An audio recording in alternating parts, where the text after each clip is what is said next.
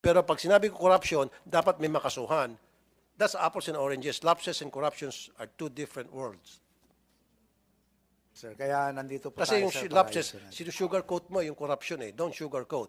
Come on, how can you solve a problem if you don't accept that there's a problem? You're in denial, Mr. Glenn. No, And I understand. Pero dapat kung talagang gusto mo masolve itong problema, aminin mo na may korupsyon at sama-sama tayong lahat, atakihin natin itong problema head-on para masolve yung problema. And then, kasuhan ang dapat makasuhan. Heads must roll. Di ba?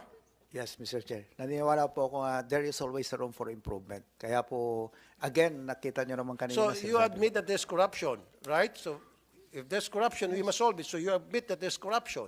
Yes, po. Kaya po, inaayos po natin yung sistema para po ma-plug Ganon. lahat yung... Huwag yung lapses. Gagamitan mo ako ng salitang lapses, yung sugarcoat mo Medyo pa. ayaw Tapos kasi nating gagamitin pa ibang makasakit. organisasyon. Of course,